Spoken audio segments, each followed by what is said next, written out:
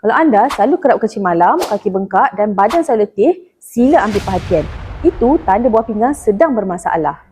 Ramai rasa sihat tapi tak sedar buah pinggang perlahan-lahan dah makin rosak. Bila buah pinggang tak mampu nak tapis darah dengan baik, protein mulalah bocor keluar ke dalam air kencing. Itu yang menyebabkan kencing berbuih, kerap kencing dan lama-lama boleh sebabkan masalah bengkak kaki, cepat penat ataupun tekanan darah makin meningkat. Bila dah sampai dekat tahap ni, biasanya buah pinggang dah makin lemah dan hanya berfungsi 50% sahaja. Sebab itulah penting untuk jaga daripada awal, jaga pemakanan, mula bersenam dan juga amalkan makanan tambahan yang boleh membantu untuk menyokong fungsi buah pinggang. Salah satu bahan yang ada dekat dalam Sahia Plus ni adalah Galzad, ekstrak bawang hitam berumur yang dah dikaji lebih berkesan membantu untuk nak menjaga saluran darah dan kurangkan beban buah pinggang. Bila amalkan setiap hari, masalah kencing mula berkurangan. Badan akan rasa lagi ringan dan juga komplikasi sakit buah pinggang akan semakin berkurangan. Kalau anda nak mula ikhtiar dengan Sahia Plus, jom tekan butang di bawah sekarang dan dapatkan Sahia Plus hari ini.